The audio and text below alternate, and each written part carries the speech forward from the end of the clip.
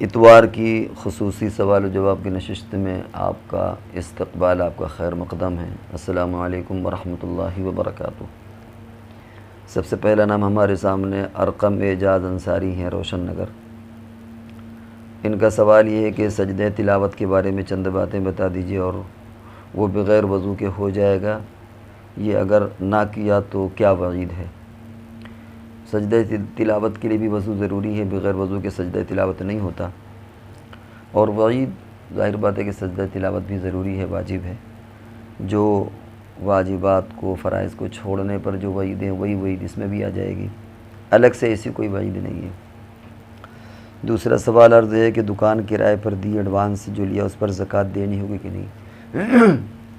علماء کرام کی رائے اس سلسلے میں الگ الگ ہے۔ کوئی کہتا ہے کہ اس میں زکوٰۃ دینی ہوگی، کوئی کہتا ہے کہ نہیں دینی ہوگی، لیکن زیادہ صحیح بات یہی ہے کہ جو آدمی مکان یا دکان کی جو پگڑی دیے ہوئے ہوتا ہے اس پر زکوٰۃ نہیں ہے، کیونکہ اگر اس پر کیونکہ اول تو اس کے قبضے میں نہیں ہے، اس سے استفادہ بھی نہیں کر رہا، مالک ہے لیکن دوسرا بندہ قبضہ کیے ہوئے ہے، اور پھر جب کبھی اسے چھوڑنا پڑتا ہے تو پھر کہیں اسے لینا پڑتا ہے، تو وہ اس کی ضرورت میں محبوس ہے وہ رقم، تو ہمارے اپنے اعتبار سے اس پگڑی پر زکوٰۃ نہیں ہوگی۔ آفاق انصاری، روشن نگر۔ ان کا سوال ہے کہ زید نے دکان میں 2 لاکھ روپے 2 سال پہلے لگائے تھے، تو زکوٰۃ 2 لاکھ روپے کی دینی ہوگی یا جو اس وقت قیمت بن رہی ہے اس کی؟ جو اس وقت قیمت بن رہی ہے، موجودہ قیمت کے اعتبار سے زکوٰۃ دیں گے۔ اعجاز احمد انصاری، روشن نگر سے۔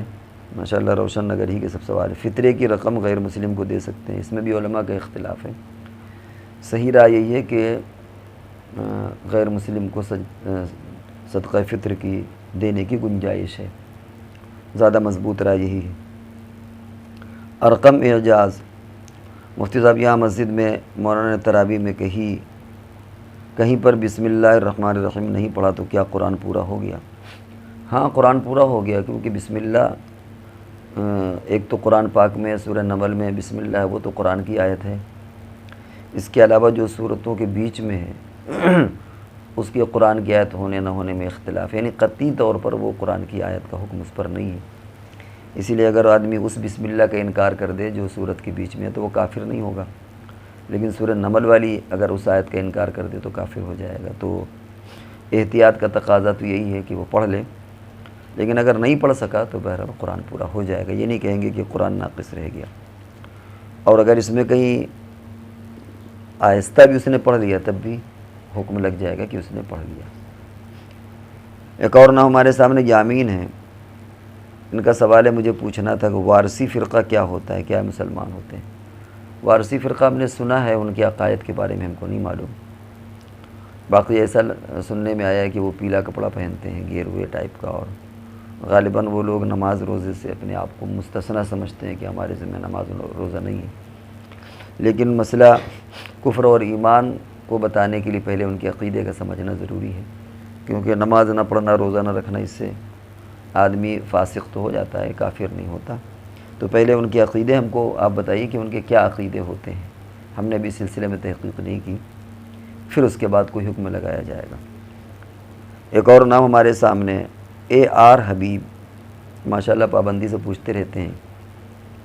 ان کا سوال ہے، یورپ امریکہ کی طرح کسی بھی عبادت گاہ میں ایسے لاؤڈ اسپیکر کا استعمال نہیں ہوگا جس کی آواز عبادت گاہ سے باہر جاتی ہو، خواہ مندر ہو، مسجد و چرچ ہو، گردوارہ ہو۔ اگر انڈیا میں ایسا قانون بنا دیا جائے تو ہمارے علماء اس قانون کی حمایت کریں گے یا مخالفت؟ یہ تو عجیب غریب سوال ہے، اس کا تعلق مسئلے سے تو ہے نہیں، یہ تو ایک انتظامی امور ہے۔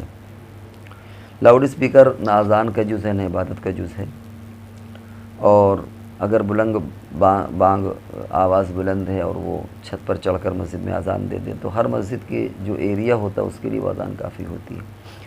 اگر ہر جگہ پابندی لگ جائے تو ہمیں بھی کیا اشکال ہے، لیکن عام طور سے ہندوستان میں ہوتا یہ ہے کہ جو قانون بنتے ہیں ان میں ٹارگٹ خاص طور سے مسلمان ہوتے ہیں، اس لیے مسلمان زیادہ اس طرح کی بندشوں میں واویلا بھی کرتے ہیں، آواز بھی اٹھاتے ہیں، ان کو معلوم ہے کہ ٹارگٹ ہم کو کیا جائے گا۔ آج بھی مندروں میں 24 گھنٹے بجتا رہتا ہے، اور پھر یہاں تو کم سے کم مؤذن جاتا ہے، یعنی اپنی آواز سے مائک میں بولتا ہے، وہاں تو ریکارڈنگ لگا دی، کوئی بندہ بھی نہیں وہاں پر، ریکارڈنگ بج رہی ہے، تو چونکہ اس کا استعمال مسلمانوں کے خلاف عام طور سے ہوتا ہے، اس لیے یہ دقتیں ورنہ اگر حکومت ساری جگہوں پر پابندی لگا دیں ہمیں کوئی اشکال نہیں، ہم ویلکم کرتے ہیں. ہمارے یہاں کوئی پریشانی دوسرے لوگوں کو ہے، ہم تو ہر مسجد میں ایک بجائے دو مؤذن ایک ساتھ اذان دے دے گا. جیسے کہ بمبئی میں سننے میں آیا کہ گلیوں میں کھڑے ہو کر کے 20-25 لوگوں نے ایک ساتھ اذان دی، تو وہ تو مائک کا کام کر جائے گی، تو مسلمانوں کو کوئی پرابلم نہیں، لیکن قانون کا امپلیمنٹ سب پر برابر ہونا چاہیے. بہرحال ہمیں اور لوگ کیا کہتے ہیں ہم دوسرے کے بارے میں تو نہیں کہہ سکتے. آپ نے کہا ہمارے علماء، بھائی ہمیں دوسرے عالم کی رائے اس کے ذوق کا نہیں پتہ، لیکن جہاں تک ہماری اپنی ذات کا تعلق ہے تو ہمیں اس میں کوئی اشکال نہیں. اگر ساری جگہوں پر پابندیاں لگ جائیں تو مسلمانوں کے اس سے کوئی اشکال نہیں ہونا چاہیے، کیونکہ ان کا کام بغیر مائک کے بھی اچھی طرح چلے گا. حافظ شاہ رخ خان مار روڈ کانپور سے پوچھتے ہیں کہ میری چچا زاد بہنیں پاکستانی پنج سورہ پڑھتی، اس میں شب قدر کے بارے میں 2 رکعت 21 یغت خاص اور طاق راتوں میں. یہ بڑا لمبا سوال ہے. پنج سورہ کے تعلق سے ہماری ایک ویڈیو بھی پڑی ہوئی ہے جدید مسائل میں، اور پنج سورہ کن لوگوں نے جمع کی ہمیں نہیں معلوم، لیکن ہمارے اپنے اعتبار سے کراہت سے خالی نہیں ہے پنج سورہ پڑھنا.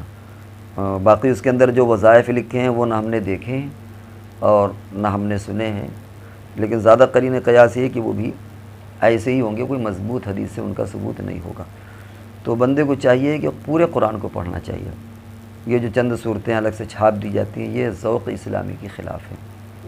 پتہ چلا چند سورہ یاسین اور سورہ رحمان آدمی زندگی پر پڑھ رہا ہے، سورہ ملک پر، یہ کون سی بات ہوئی بھائی پورا قرآن ہے، پورا قرآن ترتیب سے پڑھیے. آپ وہ جو معمولات ہیں ان کو آپ الگ کریے، بس وہ زندگی پر وہ پنج سورہ ہی رہ جاتی، باقی قرآن کا کیا ہوگا. تو ہمارے اپنے اعتبار سے پنج سورہ کراہت سے خالی نہیں ہے. آدمی کو پورا قرآن پڑھنا چاہیے چاہے جتنا ہو. جو صورتیں فضیلت والی ہیں ان صورتوں کو الگ سے پڑھے، وہ قرآن کی ترتیب الگ رکھے، اور جو صورتوں کی فضیلت جیسے سورہ کہف ہے، جمعہ کے دن پڑھنا ہے، سوتے وقت سورہ ملک پڑھنا وغیرہ وغیرہ، ان کو الگ سے پڑھیں. لیکن یہ پنج سورہ کا جو چلن ہے یہ کراہت سے خالی نہیں. اور اس کے اندر جو وظائف لکھے ہوئے ہیں، اور خاص طور سے ہر شب قدر کی، ہر طاق راتوں کے بارے میں، یہ سب چیزیں ثبوت ان چیزوں کا نہیں ہے، تو ایسی چیزوں سے ایوائڈ کرنا اور بچنا ہی بہتر ہے. نام شفیع قاظمی اعظمی پوچھتے ہیں کہ اگر روزے کی حالت میں ہاتھ سے یا فحش ویڈیو دیکھنے کی وجہ سے منی خارج ہو جائے تو کیا حکم ہوگا؟ ایسی شکل میں روزہ ٹوٹ جائے گا، قضا لازم ہے، رمضان کے بعد قضا کرے اس کی، لیکن کفارہ نہیں ہے اس میں. حافظ محمد عثمان امروا پوچھتے ہیں کہ کسی لڑکی سے محبت کرنی کیسی ہے جبکہ اس سے بات نہ کی جائے اور نکاح کا ارادہ بھی ہو، کیا شریعت میں محبت کرنی جائز ہے؟ بھائی جب اصل میں کسی لڑکی سے محبت کرنا جائز نہیں ہے، بیوی سے محبت کریے. اسلامی کنسپٹ اور اسلامی نظریہ یہ ہے کہ لو آفٹر میرج، شادی کے بعد لو جتنا آپ کو بہانا ہو پیار لٹائیے بہائیے، لیکن لو بیفور میرج یہ صحیح نہیں ہے. کیونکہ کیا آپ کو پتہ ہے کہ شادی ہو جائے گی کہ نہیں ہو سکتا ہے شادی نہ ہو پائے، عین وقت میں کوئی پرابلم پیدا ہو جائے، شادی ہو ہی نہ پائے. تو اب جتنے دن محبت ہوئی وہ سب انلیگل ہوئی، غلط ہوئی، شرعی نقطہ نظر سے وہ غلط ہے. تو شادی سے پہلے ہاں یہ معلوم ہے کہ فلانی لڑکی سے لگی ہے، اس کی محبت دل میں پیدا ہو جائے وہ ایک الگ بات ہوتی ہے، اور ایسا تو ہوتا ہے عموماً، لیکن باقاعدہ منصوبے کے تحت میں اور پلاننگ کے تحت میں اس سے محبت کی جائے کہ ہم اس سے شادی کریں گے، یہ حرام ہے، اس کا شریعت میں کوئی تعلق نہیں ہے. یہ سب واحیات چیزیں ہیں. آپ شادی کریے، بالغ ہے وہ تو شادی کریے، جتنا چاہے محبت کریے. محبت کی جگہ ماں باپ ہے، محبت کی جگہ میاں بیوی ہیں، اور پورے عامت المسلمین ہیں. اور ویسے محبت کا معیار یہ ہے کہ حب فی اللہ اور بغض فی اللہ، حدیث میں بڑی فضیلت آئی ہے. اللہ کے لیے محبت ہو اور اللہ کے لیے عداوت ہو، اور اس کی پہچان یہ ہے کہ جو بندہ بھی اچھے عمل کرے گا اس سے آپ کو محبت پیدا ہو جائے گی، اور جو بندہ برے عمل کرے گا اس سے گویا دوری پیدا ہو جائے گی. تو وہاں محبت اس کے عمل سے ہے، اور وہ عمل اللہ کے لیے ہے.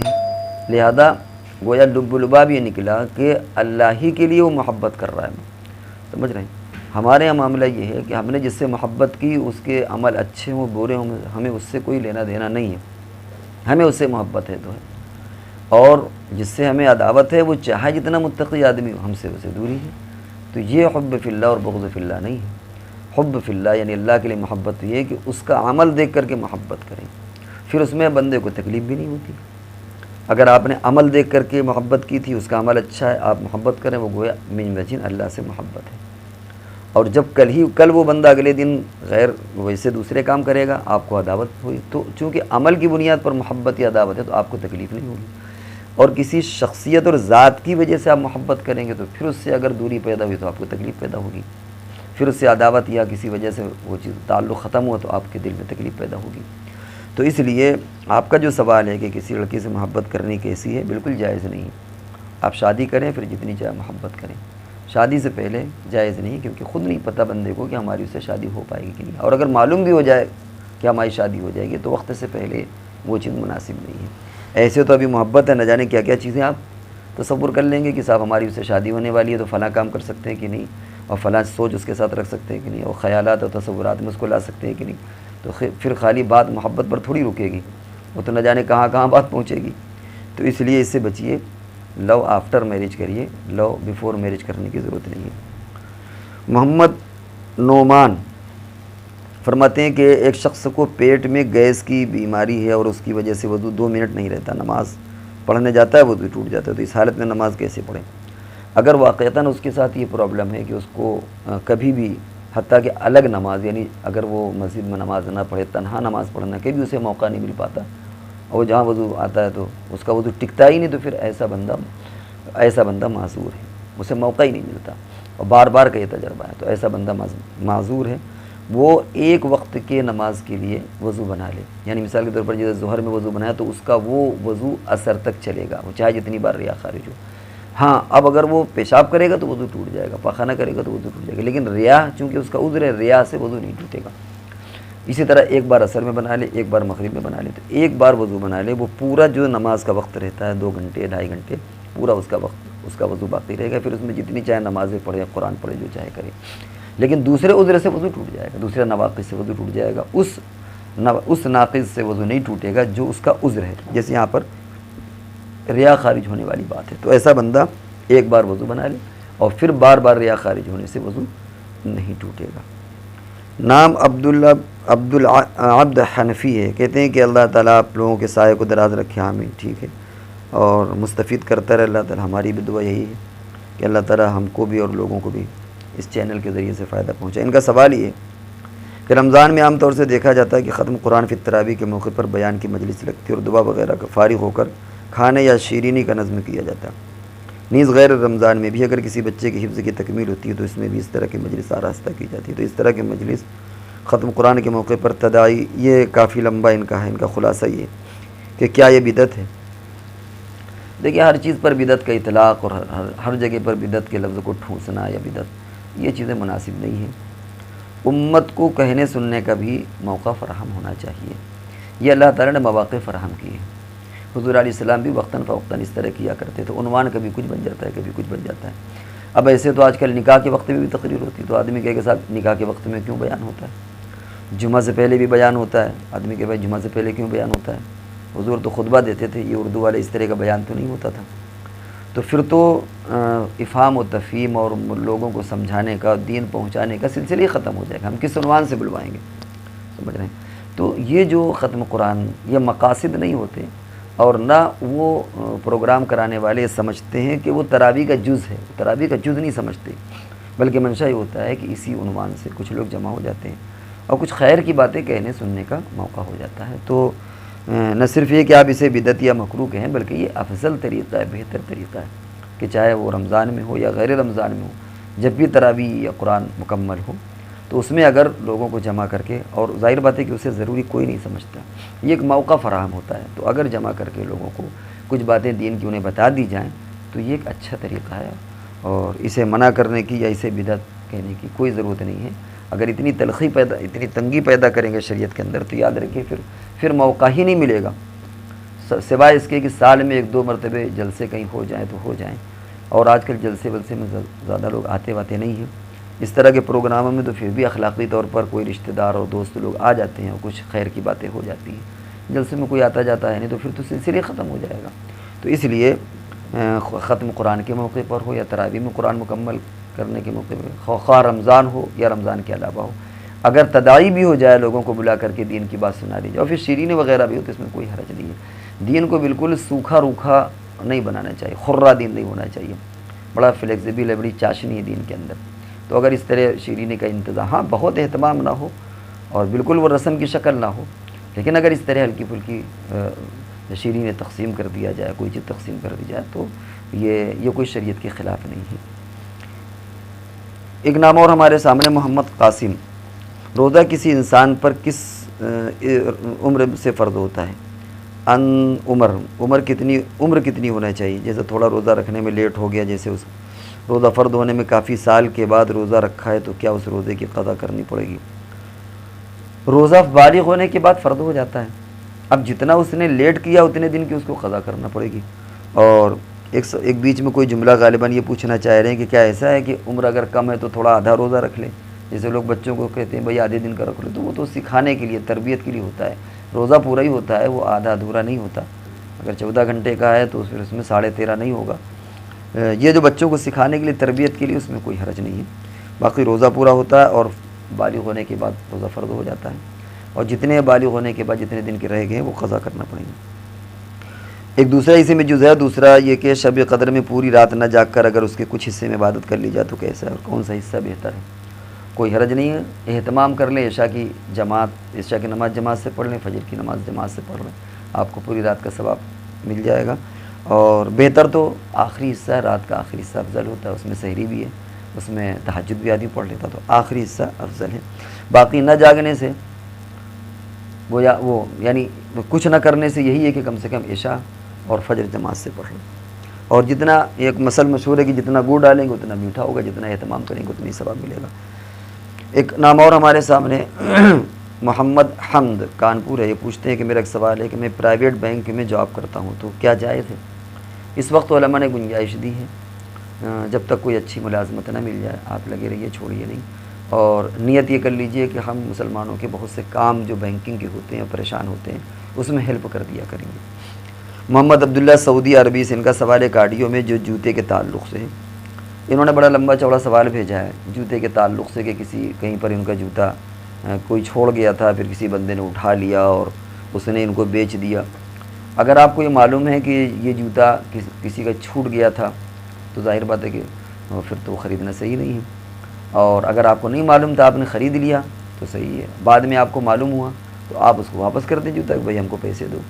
اور جس بندے نے، ڈرائیور اگر تھا، اس کی گاڑی میں کسی کا جوتا چھوٹ گیا، نیا سامان، یعنی جیسے اولا کیا یا اوبر کیا یا کوئی گاڑی میں، اور نئے جوتا لا کے وہ چھوٹ گیا بیچارے کی گاڑی، آگے بڑھ گئی اور معلوم ہی نہیں کون ہمارا کینڈیڈیٹ تھا، اگر معلوم ہے تو اس کو پہنچایا جائے، اور اگر نہ معلوم ہو تو اس جوتے کو ہی کسی غریب کو صدقہ کر دیا جائے یا اس کے پیسے صدقہ کر دیے جائیں، اور اگر خود بہت غریب ہے تو خود بھی رکھ سکتا ہے، لیکن بہرحال آپ کے لیے اس کا استعمال مطلق درست نہیں۔ مطلق سے مراد یہ ایسا نہیں کہ اس کو، بلکہ اس میں تفصیل یہ ہے کہ آپ اس کو واپس کر دیں اور اپنے پیسے لے لیں، اور اگر آپ اس کو استعمال ہی کر رہے ہیں تو بہرحال اتنی رقم پھر صدقہ کر دیں۔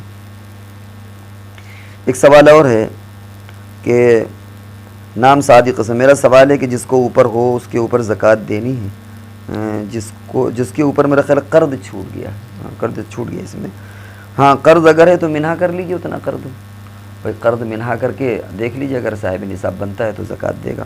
انہوں نے اس میں مثالیں بھی دی ہے، لیکن ہم نے جو بات کہی ہے وہ انہوں نے حوالہ دیا ہے کہ 9,000 قرض ہے، اتنے ہزار۔ ہم نے ایک اجمالی بات اور اصولی بات آپ کو بتا دی کہ جو لینا ہے، جو دینا ہے، جو لینا ہے اس کو پلس کر دیجئے، جو دینا ہے اس کو مائنس کر دیجئے، پھر جو بچتا ہے اگر وہ صاحب نصاب ہے تو 2.5% اس کو ادا کر دیجئے، اور 2.5% نکالنے کا طریقہ ہے کہ جتنی رقم اس کو 40 سے ڈیوائڈ کر دیجئے، خود بخود اتنی رقم نکل آئے گی، لاکھ 2 لاکھ کروڑ جتنے بھی، اس کو 40 سے ڈیوائڈ کر دیجئے، جو حاصل نکلے گا وہ اتنی رقم آپ کو زکوٰۃ دینی۔ عبدالعاد، انہوں نے کارڈیو میں نمازی کے سامنے تصویر کے متعلق پوچھا ہے، اور بہت مہین چیزوں میں چلے گئے ہیں یہ، کہ وہاں تک انسان کی شاید ذہن بھی نہ جائے، دماغی کھجلی ہونے لگے۔ انہوں نے یہاں تک کہا کہ جو کتاب بند ہے اس کے اندر جو مان لیجیے جو کتاب کورس کی یا بچوں کی پڑھنے کی کتاب ہے اس میں تصویر ہے، یا پیپر اخبار ہے اس میں تصویر ہے، یا موبائل اسکرین بند ہے اس کے اندر تصویریں، تو کیا ایسی جگہ پر ہم نماز پڑھیں؟ یہ فالتو کی چیزیں ہیں، یہ سب چیزیں شریعت میں منع نہیں ہیں، اور وہ انسان کے بس میں بھی نہیں ہے۔ آپ کے یہاں صابن کا پاؤچ ہے، تیل کی شیشی ہے، پاؤڈر کا ڈبہ، ہر جگہ تصویر بنی ہوئی ہے، اب آپ ہر چیز کو کھرچ کے تھوڑی رکھیں گے، اور اس کا اس سے بھی تعلق نہیں کہ وہاں رحمت کے فرشتے نہیں آئیں گے، وہ اپنے شوق کے طور پر آپ نے تصویر لٹکا رکھی، وہاں رحمت کے فرشتوں کا مطلب ہے نہیں آئیں گے۔ یہ مطلب نہیں کہ آپ نے اخبار رکھ دیا تو رحمت کے فرشتے بھاگ گئے، آپ نے صابن رکھ دیا وہ رحمت کے فرشتے بھاگ گئے، بچوں کی کتاب ہے آپ نے ابھی تک فرشتے تھے، آپ نے پتہ چلا کہ نوٹ نکالا، اس میں گاندھی جی بنے ہوئے ہیں، رحمت کے فرشتے بھاگ گئے. صاحب اس طرح تھوڑی ہوتا ہے. اور وہ تصویریں جو آپ نے جو سامنے دیواروں میں جیسے مورتیاں، تو وہاں پر کراہت ہے، ایسی جگہوں پر کیوں پڑھا جائے؟ پہلے تو وہ تصویریں خود ہی ہٹانا چاہیے ایسی جگہوں پر، ایسی جگہوں سے تصویریں ہٹائیے. باقی یہ جو آپ نے پوچھا ہے ایسی جگہ پر جو کتابوں کی تصویر، موبائل کی، اس میں کوئی حرج نہیں، نماز پڑھ دیں وہاں پر. اور جہاں مورتیاں وغیرہ ہو یا تو وہ اسی تصویریں، ان تصویروں کو ہٹایا جائے. پھر بھی اگر تصویر سامنے نہیں اور نماز پڑھ لے گا تو نماز اس کی ہو جائے گی، اس میں کوئی کراہت بھی نہیں. سامنے اگر ہے تو کراہت ہوگی کہ دیکھنے والا سمجھے گا شاید مورتی کو یا تصویر کو سجدہ کر رہا ہے. ایک اور سوال ہمارے سامنے صغیر صاحب، محرم اور غیر محرم کون کون سے بتا دیجئے. یہ ایک عجیب سا سوال ہے، یہ سب تفصیل دیکھ لیجئے گا، کیونکہ مختصر سوال جواب میں کبھی کبھی اس میں دقت آ جاتی ہے. اب ہم پوری تفصیل بتائیں اور ہو سکتا ہے کچھ چھوٹ جائیں تو پھر اس میں دقت آئے گی، آپ کو پورا احاطہ کرنا مشکل ہوتا ہے. کیونکہ پھر محرم اور غیر محرم میں کچھ وہ رشتے ہوتے ہیں جو سسرالی ہوتے ہیں، کچھ وہ رشتے ہوتے ہیں جو دودھ پینے سے ہو جاتے ہیں، کچھ وہ رشتے ہوتے ہیں جو نسلی اعتبار سے ہوتے ہیں. تو اس لیے ہماری رائے ہے کہ اس کو آپ یا تو نیٹ پر سرچ کر لیں یا اس کو الگ سے پوچھ لیجیے، آپ کے سوال کا جواب دے دیا جائے گا. محمد اسرار یہ سلام کرتے ہیں، کہتے ہیں عصر کی نماز کے بعد قرآن پڑھ سکتے ہیں؟ نہیں، بالکل پڑھ سکتے ہیں، کوئی حرج نہیں ہے. دوسرا سوال یہ کہ میرا سوال یہ کہ میری سگی خالہ کو میں نے 5000 قرض دیا لیکن وہ واپس نہیں کر پا رہی. اس حالت میں ان کی حالت کمزور ہے، تو کیا میں اس رقم کو زکوٰۃ میں ڈال دوں اور ان سے قرض نہ مانگوں؟ اس میں آپ یہ نہ کریں، اس کو اس میں منع نہیں کر سکتے، کیونکہ زکوٰۃ میں آدمی کو فریش طور پر مالک بنایا جاتا ہے. یہاں پہلے مالک بنا چکے ہیں، سمجھ رہے ہیں. تو اس میں آپ ایک کام یہ کریں کہ آپ کی جو زکوٰۃ کی رقم ہے وہ اپنی خالہ کو دے دیجئے، اور خالہ سے کہیے کہ آپ ہمارا قرض ادا کر دیجئے، وہ زیادہ بہتر شکل ہے. مان لیجیے 3000 روپے، آپ 3000 روپے ان کو قرض دے دیجئے کہ یہ ہماری طرف سے. بتانا ضروری نہیں ہے کہ یہ زکوٰۃ ہے، بتانے کی ضرورت نہیں. آپ اس سے کہیے کہ بھائی، اب وہ کہیں گے یہ کیا تماشا کر رہے ہیں آپ، لے رہے ہیں دے رہے ہیں، کہ اس کے آپ فکر نہ کریں. ہم جو کر رہے ہیں اتنا آپ کر دیجئے کہ آپ کے پاس ہے نہیں، یہ ہم سے 3000 روپے لیجئے اور آپ نیت کریے کہ یہ زکوٰۃ ہے، اور پھر کہیے کہ ہمارا قرض ادا کر دو، تب وہ ادا ہوگا. آپ ایسے سوچیں کہ اتنا منہا کر دیں تو ایسی شکل میں وہ قرض ادا نہیں ہوگا، وہ زکوٰۃ ادا نہیں ہوگی. شہاب الدین نام ہے، انہوں نے ایک آڈیو بزنس پارٹنر کے تعلق سے پوچھا ہے. آپ نے خود ہی اس میں سب واضح کر دیا ہے، جائز نہیں، آپ نے بھی کہا ہے جائز نہیں، اور واقعتاً وہ شکل سود کی جائز نہیں.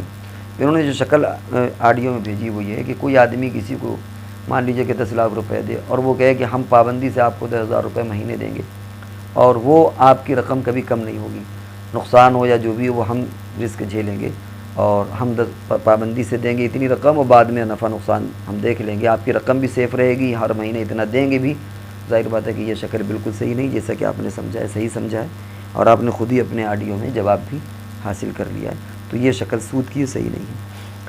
ایک اور سوال ہمارے سامنے ہے، یہ طلحہ محبوب بساتی بازار سے پوچھ رہے ہیں، کہتے ہیں کہ کوئی گوڈاؤن لیا، اس میں 5 لاکھ پگڑی ہے، تو پگڑی زکوٰۃ ہے کہ نہیں؟ یہ آپ آ چکے ہیں، اور اس سلسلے میں ہماری ایک مستقل ویڈیو بھی ہے، جدید مسائل میں آپ ڈھونڈ لیجئے گا یا ڈسکرپشن پر سوال کر لیجئے، انشاءاللہ آپ کو لنک بھیج دیا جائے گا.